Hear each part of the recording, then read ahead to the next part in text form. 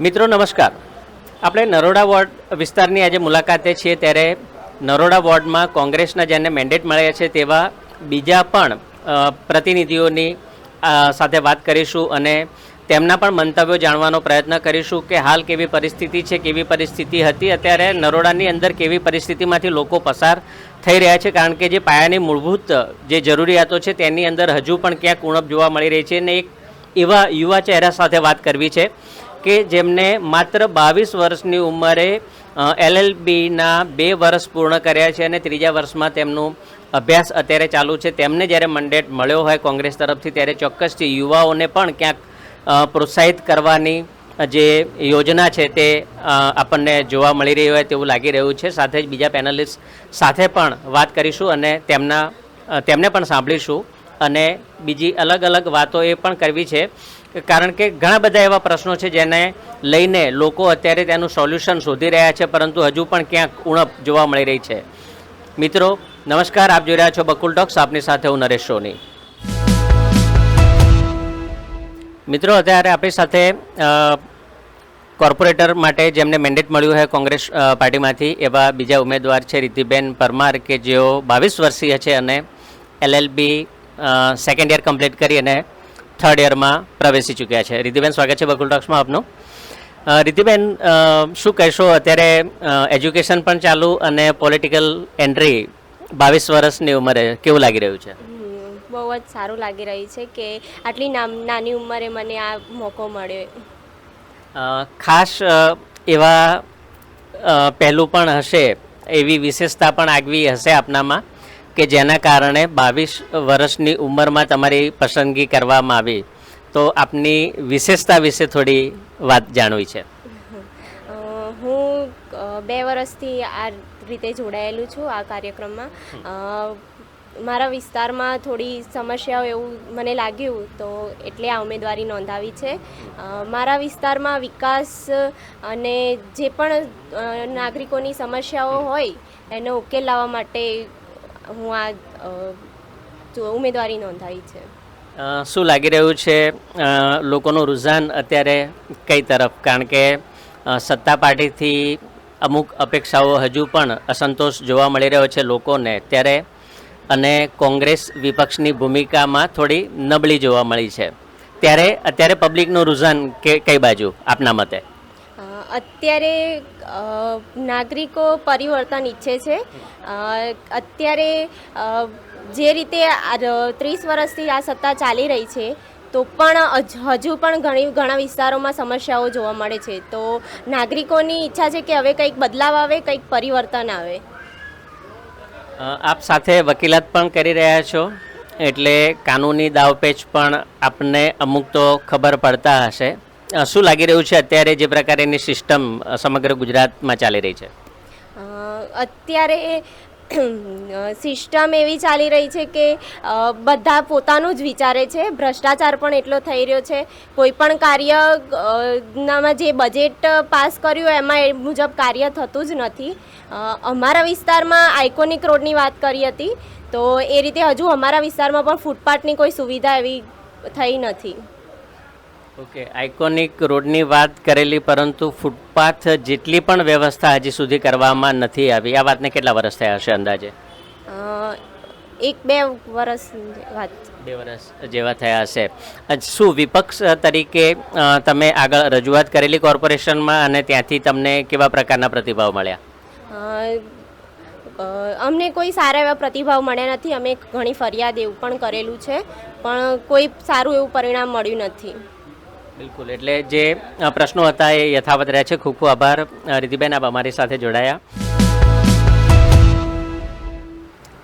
આપની ઓળખાણ અને આપ અત્યારે શું કરી રહ્યા છો અને કેટલા સમયથી રાજકીય પક્ષ સાથે સંકળાયેલા છો? મારું નામ જિગ્નેશ દાવડા પંચાલ. હું છેલ્લા 10 વર્ષથી કોંગ્રેસ પક્ષ સાથે જોડાયેલો છું અને નરોડા વોર્ડ પ્રમુખ તરીકે છેલ્લા 5 વર્ષથી છું. વોર્ડ પ્રમુખ તરીકેની ભૂમિકાની જો આપણે વાત કરીએ તો ઘણા બધા હજુ પણ પ્રશ્નો નરોડા વિસ્તારના આપણને જોવા મળે છે. ઔદ્યોગિક વિસ્તાર હોય કે પછી ગામતળની વાત હોય, શું લાગી રહ્યું છે? કારણ કે જે પ્રશ્નો છે એમાં થોડો ઘણો સુધારો થયો હશે, ઇનફેક્ટ આપણે માની શકીએ, પરંતુ સંપૂર્ણ જે નિરાકરણ થવું જોઈએ એમાં હજુ પણ આપણને ઉણપ જોવા મળી છે. આગામી સમયની અંદર જો લોકો આપને મતદાન આપે છે, એમના મતાધિકારનો ઉપયોગ કરીને આપને જનપ્રતિનિધિ તરીકે ચૂંટીને મોકલે છે, તો આપના કેવા પ્રયત્નો રહેશે અને લોકોની અપેક્ષામાં ખરા ઉતરશો કે કેમ? જરૂર લોકોની અપેક્ષામાં અમે ચોક્કસ ખરા ઉતરશું. વાત એમ છે, આપણે જે વાત કરી પ્રમાણે જે જૂના પ્રશ્નો છે, હું આપને એક વાત કરું સામાન્ય અત્યારે કે છેલ્લા 20 વર્ષથી તો હું નરોડામાં રહી રહ્યો છું અને હું જે વિસ્તારમાં રહું છું એ વિસ્તારમાં લગભગ 2 કોર્પોરેટરો રહી ચૂકેલા છે અને નરોડા નવયુગ સ્કૂલ પાસે છેલ્લા 20 વર્ષથી મેં એવું નથી જોયું કે ત્યાં પાણી ના ભરાયું હોય. અને જૂના કોર્પોરેટરોનો એવો વિડીયો છે કે એ લોકો કમરસામાં પાણીની અંદરથી લોકો નીકળેલા છે, કોર્પોરેટર પોતે પણ. અને હું એવું વિચાર કરી રહ્યો છું કે એમને એવા કોઈ એન્જિનિયર નથી મળી શક્યા સાજી સુધી. આટલું મોટું કોર્પોરેશન ચાલે છે, 15,000 કરોડનું વાર્ષિક બજેટ ચાલી રહ્યું છે, કોઈ સારા એજ્યુકેશનવાળા, કોઈ સારા ટેકનિકલ એમની પાસે નથી કે પાણીનો નિકાલ ના કરી શકે. લગભગ હું માનું છું કે આજુબાજુમાં અડધો કિલોમીટર સુધી 3 જગ્યાએ પાણી ભરાય છે. કેનાલ છે, કેનાલ થોડી ઉપર છે, પણ એ 3 જગ્યાએ પાણી એટલું ભરાઈ જાય છે કે દરેક સાધન ચલાવવાવાળાને બાજુમાં સ્કૂલ છે તો સ્કૂલ છૂટે ત્યારે બાળકોને નીકળવા માટે કમરસમાં પાણીમાંથી નીકળવું પડે છે. અને આ સમસ્યા આ લોકો હજી સુધી હલ નથી કરી શક્યા. અને અમારી સરકાર જ્યારે કોર્પોરેશન જો ખરેખર આખી બેસશે તો હું ચોક્કસ મુદ્દો ઉપાડીશ અને આ સમસ્યાનું નિરાકરણ હું ચોક્કસ લાવવા માટે પ્રયત્ન કરીશ એવું બાંયધરી આપી રહ્યો છું. એ સિવાય પણ ઘણા બધા પ્રશ્નો એવા છે, રોડ રસ્તાને લઈને પણ છે, ઔદ્યોગિક વિસ્તાર છે એટલે કેમિકલને લઈને પણ પ્રશ્નો છે, શ્રમિક વર્ગ પણ અહીંયા આગળ રહેતો હોય છે એટલે એને લઈને પણ એને પોતાનું જીવન રોજગાર એના પરિવાર સહિત ચલાવવાનું હોય છે. ત્યારે આ બધી જ્યારે સમસ્યાઓ છે ત્યારે એના નિરાકરણ માટે ઘણી હજી વ્યવસ્થા કરવાની જરૂરી છે. એ બાબતે આપના શું મંતવ્ય રહેશે? એમાં એવું છે કે નરોડા આપ જાણો છો કે સૌથી મોટી જીઆઈડીસી અહીંયા આગળ આપણે નરોડાની આવેલી છે. ત્યાં આજે પણ કેમિકલ ના પ્રશ્નો હજી પણ છે. રાત્રે કેમિકલની એટલી બધી ખરાબ વાસ આવે છે કે ત્યાં જે લોકો રહેતા હશે અને 100% ફેફસાની બીમારી હશે. એવું અત્યારે ગેસ અત્યારે ઉનાળાના હિસાબે ના લાગે, પણ રાત્રે તમે 12 વાગે જાઓ તો નરોડા સ્મશાન પાસે જે ફેક્ટરીઓ છે એના સામેના ભાગમાં જીઆઈડીસીનો જે ભાગ આવે છે ત્યાં હજી સુધી એ ગેસ એવો છોડે છે કે ત્યાં આગળ તમે 10 મિનિટ ઊભું રહ્યો તો તમારે વિચાર કરવો પડે. અને જો તમે એસી ગાડીને લઈને નીકળ્યા હોય ને તો એ ગાડીમાંથી બી વાસ તમારા ગાડીની અંદર આવી જાય છે. હા, અને હમણાં થોડા સમય પહેલાં જ લગભગ 4 મહિના પહેલાં ટીવીમાં બી ન્યૂઝ આવી ગયા હતા કે કેમિકલ એવું ઉડ્યું હતું તો બધાના ઘરે ગુલાબી કલરના કલર ઉડ્યો હતો અને દરેકના પગ બધા લોકો એવું કહે છે ગુલાબી પગલાં પડી ગયા. આવું હમણાં જ બની ચૂક્યું છે. અને મને હજી સુધી નથી ખબર પડી રહી કે સરકાર શા માટે આના પગલાં નથી ભરી રહી. આગળ ઘણી બધી કઠવાડા જીઆઈડીસી છે, એની આગળ બાકરોલ જીઆઈડીસી છે, ત્યાં શા માટે ટ્રાન્સફર નથી કરી રહ્યા? શું આ બાબતે આપે ક્યારે કોર્પોરેશનમાં રજૂઆત કરી કે પછી પોલ્યુશન કંટ્રોલ બોર્ડને જાણ કરી કે એવા કોઈ વિપક્ષ તરીકે જે તમારે કામગીરી જ્યારે રોલ ભજવવાનો થતો હોય છે તો શું એમાં વિપક્ષ તરીકે ઉણા ઉતર્યા કે પછી પ્રશ્નની દાદા રજૂઆત કરી? શું રહ્યું એનું કોઈ પરિણામ કે કેવો રિસ્પોન્સ મળ્યો? વાત આપની બરાબર છે. વિપક્ષ તરીકે અમે ઉણા નથી ઉતર્યા, પણ સત્તા પક્ષ એટલો ચકચૂર છે નશામાં, સત્તાના નશામાં કે 30 વર્ષથી જનતા એમને ચૂંટીને લાવે છે અને સત્તા આપે છે. તો હવે એવું થઈ ગયું કે અમે જ રાજા છીએ અને પ્રજા છે એ ગુલામ છે. અને અમારી રજૂઆતો ઘણી થઈ છે. અચ્છા, આપને જણાવી દઉં કે વિધાનસભામાં બી આ મુદ્દો ઉપાડેલો છે. અમારા નેતા અમૃતજી ઠાકોર, કોંગ્રેસ પક્ષના કાંકરેજના ધારાસભ્ય, એમણે આ મુદ્દો ઉપાડેલો હતો અને એનું સરકાર કોઈ નિરાકરણ લાવવા માંગતી જ નથી. અમે લોકોએ રજૂઆત બી કરેલી છે, પોલ્યુશન કંટ્રોલ બોર્ડને પણ કીધું છે, પણ એ લોકો અંદર શું સાંઠગાંઠ કરી રહ્યા છે એ હજી જાહેર નથી થયો. એના માટે અમે લોકો ચોક્કસ આરટીઆર પણ આપીશું આ બધી જાય પછી, અને અમે સત્તા પર આવીએ કે ના આવીએ એના માટે પૂરા જોશથી હવે આ કાર્ય કરવાનું છે કે નરોડાની જનતા સ્વસ્થ રહે અને વ્યવસ્થિત રહી શકે. નરોડા ઔદ્યોગિક વિસ્તાર તો વર્ષો જૂનો છે અને આપ વાત કરી રહ્યા છો એ તાજેતરની વાત કરી રહ્યા છો, તો શું અત્યાર સુધી આ વાત આપના ધ્યાને નથી આવી? નહીં, વાત ધ્યાનમાં છે. આવું અત્યારથી નથી, ઘણા વખત જૂના પહેલાં પણ આ લોકો કમ્પ્લેનો ગયેલી છે, પણ અધિકારીઓ શા માટે નથી માની રહ્યા? સત્તાપક્ષ દબાણ કરી રહ્યા છે. હું જાહેરમાં તો ના કહી શકું, પણ લગભગ બધા એવું ચાલે છે કે ભાઈ લાંચ રૂશ્વતથી બી કામ થઈ જતું હોય છે કે ભાઈ ચલો અત્યારે એલિગેશન કર્યું છે તો તમે કોઈ સત્તાપક્ષ જાય અથવા તો એ લોકો શું અંદર રાંધી લે છે એ આપણને હજી ખબર પડતી નથી. પણ આપ જાણો છો કે અત્યારે શું ચાલી રહ્યું છે, તો એ પ્રમાણેનું કાર્ય થઈ અને આ લોકોની જે ફાઇલ છે એ બંધ કરી દેવામાં આવે છે અને પછી વળી પાછા ફરી જ્યારે ફરિયાદ આવે ત્યારે થોડો સમય માટે પછી લોકોને કહે છે કે હવે આવું ના કરતા. આવું ઘણી વખત બનેલું છે. આ તો હમણાં કેનાલ બની ગઈ, બાકી કેનાલમાં બી હજી બી ગંદુ પાણી છોડી રહ્યા છે. કોંગ્રેસનું શીર્ષ નેતૃત્વ વોટ ચોરીને લઈને વાત કરી રહ્યું છે, ત્યારે સ્થાનિક લેવલની જ્યારે ચૂંટણી છે ત્યારે આ વાતને તમે કેવી રીતે જોશો અને આવો કોઈ કિસ્સો તમારા ધ્યાનમાં આવેલો ખરો કે ખરેખર વોટ ચોરીના બનાવ બને છે કે પછી વાતો છે? વોટ ચોરીના બનાવ બને છે એ SIR ખૂબ પોતે જાતે સાબિત કરી બતાવ્યું છે. કઈ રીતે? આપ જાણો છો તેવી રીતે અમારા નરોડા વોર્ડની અંદર ગઈ વખતની જે 2021માં ઇલેક્શન થયું ત્યારે 110 બૂથ હતા, 1,10,000થી 15,000 વોટર્સ હતા, એ અત્યારે 98,000ની અંદર થઈ ગયા છે.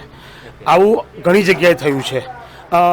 SIRની અંદર અમારે નરોડા પાટિયા જ્યાં મુસ્લિમ વિસ્તાર છે ત્યાં આગળ આ લોકોએ દબાણ કરીને બી ત્યાંથી વોટ નીકળી જાય એવું BLOને કહેલું છે. આના પુરાવા છે આપણી પાસે. એક્ઝામ્પલ તરીકે ઉદાહરણ સ્વરૂપ કોઈ વાત કરી શકશો તમે? કોઈ એવિડન્સ કદાચ અમારે જો રજૂઆત કરવાનું થાય તો કે અમારે મીડિયામાં જો મૂકવું હોય તો એ વાતને મૂકવા માટે તમારી પાસે જો ઠોસ સબૂત તો પડ્યા જ છે. BLO આમાં એવું છે કે સત્તાપક્ષ છે, BLOને નોકરી અથવા એને ધમકી પણ મળી શકે એમ છે, તો એની વાત હું આપની સાથે નહીં કરી શકું. પણ અમને એઝ એ વોર્ડ પ્રમુખ તરીકે અને અમે જે કાર્ય કરતા હતા SIR વખતે એ વખતે ચોક્કસ એવા દબાણ આવેલા છે કે અહીંથી આટલા જાતીય લોકોએ 7 નંબરના ફોર્મ ભરીને ટ્રાન્સફર માટે મૂકેલા છે. ઓકે, SIRની સંપૂર્ણ કામગીરીને આપ કેવી રીતે જોઈ રહ્યા છો? SIRની કામગીરી નો ડાઉટ થવી જોઈતી હતી, પણ એમના ઘણા બધા મુદ્દાઓ એવા હતા કે જે આપણે માન્ય ના રાખી શકીએ. BLO એવું કહેતા હતા કે ભાઈ AROને ખબર છે, AROને કે અમને ઉપરથી હજી કોઈ સમાચાર જ નથી. આવા કિસ્સા બનેલા છે. બીજું તમને વાત નહીં કરું, તાજો દાખલો હું મારો આપું છું. આ મારો દીકરો છે અહીંયા આગળ, રવિ, અહીંયા જ છે અત્યારે હાજરમાં. એનું નામ વિધાનસભામાં યાદીમાં હતું. એને વોટર કાર્ડ કાઢેલું છે, એની પાસે ઇલેક્શન કાર્ડ છે, અને આ લોકોએ અત્યારે જે નવી SR યાદી આવી એમાં એક એમને કરેક્શન ફોર્મ માંગ્યું છે. હા, અને મારું, મારા વાઈફનું, મારી ડોટરનું બધાનું એમાં આવેલું છે. અને આવા પુરાવો રજૂ કર્યા હતા અમે લોકોએ બધા, છતાં બી એનું નામ અત્યારે કાઢી નાખવામાં આવેલું છે. એની જાણ અમને લોકોને હમણાં થઈ છે. અમે લોકોએ મતદાર યાદી જ્યારે ચેક કરી હતી ત્યારે એમાં એનું નામ નહોતું.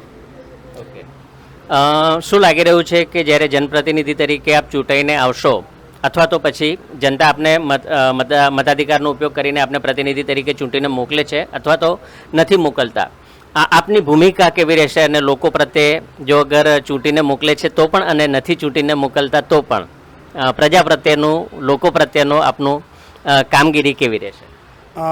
ખરેખર તો જનતા છે ને એ જ રાજા છે, એને જ લોકશાહી કહેવાય. માટે જો સામાજિક રીતે, રાજકીય રીતે જો કાર્ય કરતા હોય તો અમે જનતાના સેવક જ છીએ ખરેખર. અને જો અમે ચૂંટીને આવીશું તો અમારે જે કાર્ય કરવા છે, જનતા માટે બેઠા છીએ, જનતાનું કાર્ય કરવાનું જ છે. અને નહીં આવીએ તો વિપક્ષમાં બેસીને બી જે બી જનતા અમારી પાસે આવશે નરોડાની, એ જનતાને કોઈ દિવસ નિરાશ નહીં જવા દઈએ. ખૂબ ખૂબ આભાર આપ અમારી સાથે જોડાયા તે બદલ. મેડમ, આપનો પરિચય અને આપ કેટલા વર્ષથી રાજકીય પક્ષ સાથે સંકળાયેલા છો? મારું નામ કામિની રાવલ છે. હું એક ભૂદેવની દીકરી છું અને હું છેલ્લા 2017થી કોંગ્રેસમાં જોડાયેલી છું. પણ વચ્ચે અમુક કારણોસર મેં કોંગ્રેસનું રાજીનામું આપી દીધું. પણ હવે મને એવું લાગે છે કે મારે બહાર નીકળવાનું હવે આવી ગયું છે કે ના, હવે હું કંઈક કરું એમ આપણા નરોડા વોર્ડ માટે. એવી કઈ વસ્તુ તમને ઇફેક્ટ કરી ગઈ જેના કારણે રાજીનામું આપ્યા પછી રિજોઈન કર્યું અને એવું લાગ્યું કે મારે કંઈક કરવું પડશે? એવા કયા પ્રશ્નો, કઈ વાતો તમને અસર કરી ગઈ? બસ એ હવે આમાં રાજનીતિમાં કેવું છે સર કે કોઈ બી માણસ આપણે પોલિટિક્સમાં જોડાયા બરાબર, પણ એને માન સન્માન ના મળે આપણને બરાબર, તો ત્યાં જગ્યાએ ઊભું રહેવાનું મને પસંદ નથી. મને મારો ઈગો બહુ હર્ટ થાય છે, પહેલી વસ્તુ એ. મેડમ, તમે વાત કરી કે રાજીનામું આપી દીધું અને પછી કંઈક એવી વાતો લાગી કે જેના કારણે ફરીથી તમને બહાર નીકળવાની ઈચ્છા થઈ, તો એવી કઈ વાત ખાસ અસર કરી ગઈ જેના કારણે ફરીથી રાજકીય પક્ષમાં આપ જોડાયા? મને એક વાત એ નડી ગઈ, જે ગરીબો બિચારા શાક વેચતા હોય છે રોડ ઉપર, બરાબર, એમની રોજીરોટી ચલાવતા હોય છે, અને એ જ લારીઓનો સાંજે 5 વાગે એને ક્રેન ખેંચીને લઈ જાય છે, તો એમનો આખો દિવસ જે ઉભરેલા હોય બધો બાતલ જાય છે એમનો, બરાબર. એટલે એ એક મુદ્દો મારો એ હતો. અને બીજો મુદ્દો કે ગંદકી બહુ હતી આજુબાજુ એરિયામાં. એમ જે હું જે એરિયામાં રહું છું ત્યાં આગળ કચરો પડ્યો હોય, આ પડ્યો હોય, પણ કોઈ સાફ સફાઈ કરવાવાળું આવતું નહોતું ત્યાં આગળ. હવે થયું છે કે પેલી ગાડીઓ આવે છે કચરા લેવા માટેની, એના લીધે. અને બીજું કારણ એ હતું મારું કે મારા થોડાક પર્સનલ ઇસ્યુ હતા, એટલે મેં રાજનીતિમાંથી રાજીનામું આપી દીધું હતું. એક મહિલા તરીકે નરોડા વોર્ડને તમે કેવી રીતે જોઈ રહ્યા છો? કારણ કે અહીંયા આગળ હજુ પણ શ્રમિક વર્ગ જે છે એને થોડી તકલીફ છે, ઔદ્યોગિક વિસ્તાર છે, મહિલાઓની સુરક્ષાને લઈને પણ ઘણા બધા પ્રશ્નો છે, એ બાબતે આપ કઈ પ્રકાશ પાડશો? મહિલાઓ અત્યારે ભાજપ સરકાર એમ કહે છે મહિલા મજબૂત બનો, મહિલાને આગળ લાવો, પણ મહિલા જ્યારે આગળ આવે છે ત્યારે એનું જે દુષ્કર્મ એની જોડે થાય છે એનું શું આપણે એમ. પછી બીજું જે લેડીઝો અત્યારે જે મોંઘવારી આપણે નડી રહી છે કે માણસ 10,000 પગાર લાવતું હોય સાહેબ, એ માણસ 10,000માં ઘરનું ભાડું ભરે, ઘરનું કરિયાણું ચલાવે કે છોકરાઓની ફી ભરે, એના માટે 2 જણને કમાવા જવું જ પડે. બીજો પ્રશ્ન મારો આ છે. અને ગેસનો બાટલો એનો ભાવની આપણે વાત કરીશું, કારણ કે ચોક્કસથી ગૃહિણીના રસોડા ઉપર તો એની અસર પડી જ છે અને બેઝિક જરૂરિયાત છે. શાકભાજી, કારણ કે પેટ્રોલ અને ડીઝલ જ્યારે મોંઘા થતા હોય ત્યારે બટ નેચર છે કે ટ્રાન્સપોર્ટેશન મોંઘું થતું હોય, ત્યારે રસોડા ઉપર આની કેટલી અસર પડી છે અને પડી શકે છે હજુ પણ, અને તમારા મતે આનું કેવી રીતે સોલ્યુશન કરી શકાય? ફર્સ્ટ સોલ્યુશનમાં સાહેબ એવું છે કે સરકાર ભાજપની છે, બરાબર, એટલે આપણે ગમે તેટલું કરીશું, ગમે તેટલી મહેનત કરીશું, જે ભાવ છે એ રહેવાનો જ. પણ તે છતાં આપણે એટલી કોશિશ કરીશું, આપણે જલ્દી ઇઝીલી કોઈને બોટલ મળે. મારા ફ્રેન્ડની જ વાત કરો, એને બિચારે 2 દિવસ ચૂલા ઉપર રાંધીને ખાધું. એ મને ફોન કરે છે કે કામિની મને ગમે ત્યાંથી તું બોટલની સગવડ કરે, પણ મેં એને કીધું કે બકા 3,500 બોટલ આવે છે, જેની પહેલાં કિંમત 800 રૂપિયા હતી, અને એની જગ્યાએ અત્યારે 3,500 રૂપિયાથી હું તને ક્યાંથી બાટલો લઈ આપું એમ. પછી એમાં એના લીધે જે રસોઈયા હોય, જે ઘરની ગૃહિણી હોય, એને બી ઇફેક્ટ પડે કે વિચારે કે ના થોડુંક ઓછું વાપરું એમ, તો મારે તકલીફ ના આવે એમ. અને રસોડાવાળાને બી એવું થાય કે મારે રસોડું કરવું છે, બોટલ સગવડ નથી મળી રહેતી, એના લીધે બી પ્રશ્ન ઊભો થાય છે. અને બીજી વસ્તુ કે જે આ બોટલનું થયું છે સાહેબ, એના લીધે ઘણી બધી લેડીઝો એટલી પરેશાન ને એટલી હેરાન થાય છે. અત્યારે આજે સવારમાં 11 વાગે હું બોટલની જે એમાંથી નીકળી હતી દુકાનમાંથી, ત્યાં એટલી લાંબી લાઈન હતી સર કે ના પૂછો ને વાત. મને એવું લાગ્યું કે લાવો મારું કંઈક ઓળખાણ હોય કે તો હું આગળ કર્યા, પણ નહીં, પોસિબલ જ નથી, કારણ એટલી લાંબી લાઈન હતી કે મને એક સમય એ લોકો કાં બેહી આટલી લેડીઝો કેમ હેરાન થાય છે, આ સરકારના લીધે જ હેરાન થાય છે ને બધા એમ. મહિલા તરીકે મહિલાઓ માટે અત્યારની પરિસ્થિતિ આપ કેવી રીતે જોઈ રહ્યા છો અને એના માટે શું સૂચનો આપના? મહિલાઓ આજે જે મહિલાને ઘરની બહાર બી નહોતું નીકળવાનું, એ મહિલાને આજે ઘરની બહાર નીકળીને કમાવાની જરૂર પડે છે, એટલી મોંઘવારી નડે છે. જ્યારે કોંગ્રેસ સરકાર હતી ત્યારે શાકનો ભાવ આપણે 30 રૂપિયા કે 20 રૂપિયા હતું, એની જગ્યાએ અત્યારે 40નું 250 શાક મળે છે. એના ઉપરથી લઈ લો સાહેબ કે એ ટાઈમમાં આપણે 100 રૂપિયાનું બી શાક લાવીએ તો બી આપણને 4-5 દિવસ આપણે ઓછા થયા કે ચલો થશે, અને અત્યારે 500 રૂપિયાનું શાક બી લાવીએ તો બી ઓછું થતું નથી કે ના હજુ મારે ખૂટશે એમ, 2 દિવસમાં પૂરું થઈ જાય છે. એ ઇફેક્ટ પહેલાં એ પડ્યો છે શાકભાજીનો એનો એમ. બિલકુલ, ખૂબ ખૂબ આભાર આપ અમારી સાથે જોડાયા. તો મિત્રો, આપણે નરોડા વોર્ડ 12ના તમામ પેનલિસ્ટને આપણે સાંભળ્યા અને તેમના અભિપ્રાય પણ જાણ્યા. કેવા પ્રકારની સમસ્યાઓ અત્યારે હજુ પણ આપણને જોવા મળી છે તેનાથી તેઓએ અવગત કરાવ્યા, અને સત્તા પક્ષમાં આટલા વર્ષોમાં હોવા છતાં પણ કેવા કાર્યો અધૂરા રહ્યા છે અને કેવા કાર્યોની અત્યારે જરૂર છે અને કેવો ભ્રષ્ટાચાર છે તે અંગેની પણ તેમના દ્વારા વાત કરવામાં આવી. સાથે સાથે કોંગ્રેસ દ્વારા યુવા ચહેરો પણ મૂકવામાં આવ્યો છે, અને જે પ્રકારે કોંગ્રેસના પ્રતિનિધિઓ દાવા કરી રહ્યા છે, હવે જોવું રહ્યું કે લોકોનું રુઝાન કઈ તરફનો રહે છે, અને 28 તારીખે જ્યારે પરિણામો બહાર પડશે ત્યારે જ ખબર પડશે કે મતદારોનું રુઝાન કોની તરફ હતો અને શું પરિણામો મળ્યા. કારણ કે ઉમેદવારોની પસંદગી કરવી પણ એટલી જ અગત્યની છે, કારણ કે પોતાના વિસ્તારની અંદર સ્થાનિક સ્વરાજ્યની જ્યારે ચૂંટણી હોય ત્યારે સ્થાનિક પ્રશ્નોને મહત્ત્વ આપવામાં આવતું હોય છે, સ્થાનિક ચહેરા ઉપર વધારે ફોકસ હોય છે, ત્યારે સ્થાનિક ચહેરો તેમના પ્રશ્નોનું નિરાકરણ કરી શકશે કે કેમ તેના માટે લોકો પણ તેમની અપેક્ષા રાખતા હોય છે. નમસ્કાર.